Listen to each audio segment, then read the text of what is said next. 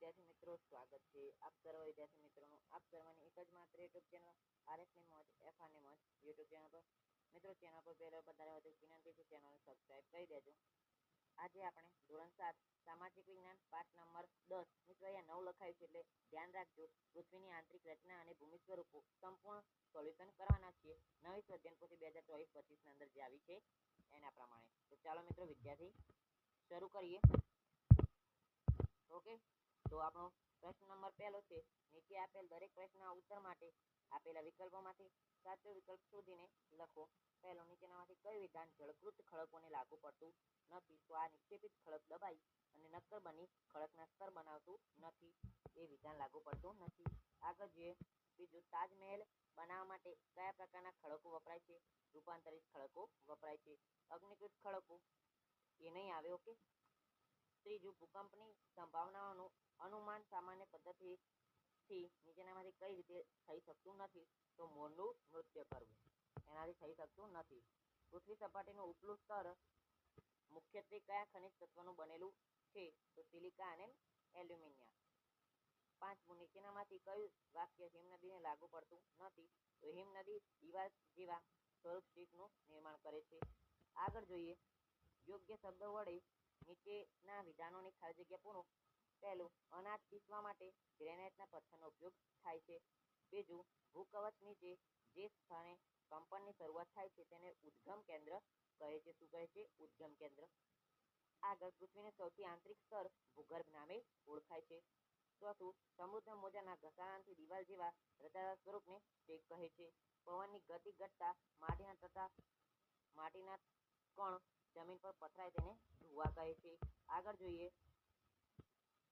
પ્રશ્ન નંબર 3, બંધ બેસતા જોડકા જોડો. એના અંદર વિભાગ એ અને વિભાગ 2. ચીકણી માટી તો સ્લેટમાં રૂપાંતર. આગળ, પવનનું કાર્ય તો રેતીના ધુવા.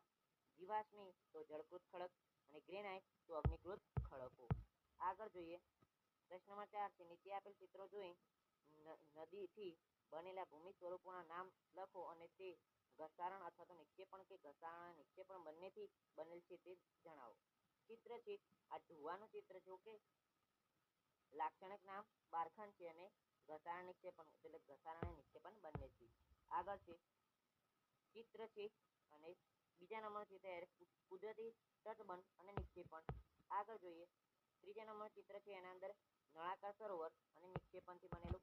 આગળ પ્રશ્ન નંબર 5, નીચે આપેલ નદીના કાર્યો આડા અવળા થઈ ગયા છે તેને પ્રક્રિયા નિર્માણમાં ક્રમમાં ગોઠવો. કુદરતી તટ બંધની રચના તો 4, એ ચોથા નંબરે આવશે. પહેલું આવશે જળપ્રપાત કે જળધોધની રચના. બીજું આવશે સર્પાકાર વહન માર્ગ પર નદીનું વહેવું. ત્રીજું આવશે પૂરના મેદાનનું નિર્માણ. ચોથું આવશે કુદરતી તટબંધની રચના અને પાંચમું ત્રિકોણ ડેલ્ટાનું નિર્માણ. આગળ, નીચેના આપેલી આકૃતિ ઓળખી તેનું યોગ્ય નામ નિર્દેશન કરો. પહેલું જળપ્રપાત છે, બીજું જ્વાળામુખી છે અને ત્રીજું ખડક ચક્ર છે. આગળ પ્રશ્ન નંબર 7 છે, નીચેના પારિભાષિક શબ્દોની સમજૂતી આપવાની છે. ઓકે, તો પારિભાષિક શબ્દોની સમજૂતી મિત્રો આપણે લખવાની છે. જોઈએ. પહેલું, ભૂકવચ તો પૃથ્વી સપાટીના સૌથી ઉપલા સ્તરને ભૂકવચ કહે છે, તે સૌથી પાતળું સ્તર છે.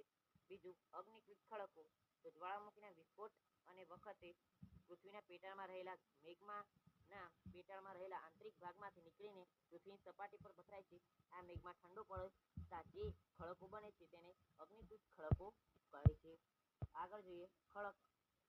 ત્રીજું, ગરમ પ્રવાહી મેગ્મા ઠંડુ બનીને નક્કર થઈ જતા અગ્નિકૃત ખડક બને છે. અગ્નિકૃત ખડક નાના ટુકડાઓ રૂપે એક સ્થળેથી બીજા સ્થળે સ્થળાંતરિત થઈ જળકૃત કે પ્રસ્તર ખડક બનાવે છે. ઊંચા તાપમાન અતિશય દબાણને લીધે અગ્નિકૃત ખડક જળકૃત કે પ્રસ્તર ખડક પીગળીને ફરીથી જાય છે. આ પ્રક્રિયાને ખડાંક ગરમ પ્રવાહી મેગ્મા બની જાય પ્રક્રિયાને ખડક ચક્ર કહે છે. જળપ્રપાત અને જળધોધ એટલે કે જળપ્રપાત ને જળધોધ એક જ. નદીનું નામ તેના માર્ગમાં કોઈ નક્કર ખડક પરથી સીધી ઢોળાવવાળી ખીણમાં કે નીચાણવાળી ભૂમિ પર વેગ સાથે પથરાય તો તેને જળધોધ કહે છે. જળધોધની ઊંચાઈ અને વેગની તીવ્રતા ખૂબ જ વધુ હોય છે તો તેને જળપ્રપાત કહે છે. અને ધુવા એટલે કે બારખંડ રણ પ્રદેશમાં પવન તેના વેગ સાથે રેતીને એક જગ્યાએથી બીજી જગ્યાએ લઈ જાય છે. જ્યારે પવનનો વેગ મંદ પડે ત્યારે ઉડીને આવેલી રેત જમીન સપાટીના કોઈ ભાગ પર જમા થતા રેતીની ટેકરીઓ બને છે જેને રેતીના ધુવા કહે છે. ઓકે. આગળ જોઈએ, પ્રશ્ન નંબર 8 છે. એના અંદર પહેલો પ્રશ્ન છે ઓકે કે આપણે પૃથ્વીના કેન્દ્રમાં જઈ શકતા નથી. તો આપણે પૃથ્વીના કેન્દ્રમાં ભૂગર્ભ છે.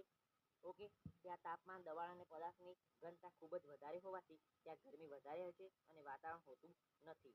આથી મનુષ્ય પૃથ્વીના કેન્દ્રમાં જઈ શકતો નથી.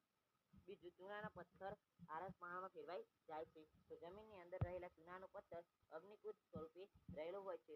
પૃથ્વીની અંદર રહેલા ઊંચા તાપમાન અને અતિશય દબાણના કારણે રૂપાંતરિત ખડકમાં ફેરવાઈ જાય છે અને તે ચૂનાના પથ્થર આરસ પાણીમાં ફેરવાય છે. ઓકે, પ્રશ્ન નંબર 3 જોઈએ. રણમાં ભૂછત્ર પ્રકારના ખડકો જોવા મળે છે. તો રણમાં પવન એક ઘસારણ અને નિક્ષેપણનું મુખ્ય પરિબળ છે. પવન ખડકોના ઉપરના ભાગની સરખામણીએ નીચેલા ભાગને સરળતાથી ઘસે છે. આથી ખડકોનો આકાર સાંકડો અને મથાળું મોટું રહે છે. તેથી રણમાં ભૂસ્તર પ્રકારના ખડકો જોવા મળે છે. સમૃદ્ધિ ગુફાઓ સ્ટેકમાં ફેરવાય છે. આ સમૃદ્ધિ ગુફાઓના મોટા થવાથી માત્ર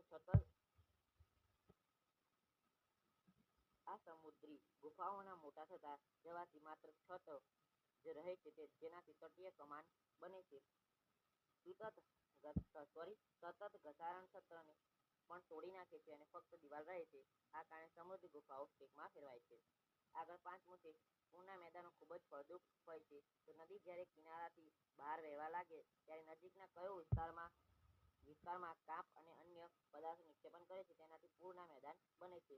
તે ખૂબ જ ફળદ્રુપ હોય છે કેમ કે તેમાં કાંપ અને બીજા પદાર્થો રહેલા હોય છે. એના સિવાય મિત્રો 9મો પ્રશ્ન કે માગ્યા મુજબ પ્રવૃત્તિ કરવાની છે. તો એ મિત્રો પ્રવૃત્તિઓ છે એ બધી મિત્રો તમારે જાતે કરવાની છે. તો આની સાથે આપણે પાઠ નંબર 10 પૃથ્વીની આંતરિક રચના અને ભૂમિ સ્વરૂપો અહીંયા 9 લખાય છે. મેં ભૂલથી તમને કહી દીધું કે તો તમે જોયું સ્વાધ્યાય પોથીનું સોલ્યુશન તમારા મિત્રો વિડીયો શેર કરી દેજો, જેથી એમને પણ ખબર પડે કે આ ચેનલ પર આખી સ્વાધ્યાય પોથીનું સોલ્યુશન ચાલુ છે. સંસ્કૃતનું આવશે, હિન્દીનું આવશે, દરેક વિષયનું આવશે. ઓકે, ખાલી ગણિત સિવાય, કારણ કે ગણિત મને એટલી બધી રસ નથી, એટલા માટે હું ગણિતનો વિડીયો ઓછું જ બનાવું છું. જે પરીક્ષા હોય ત્યારે વિડીયો બનાવું છું.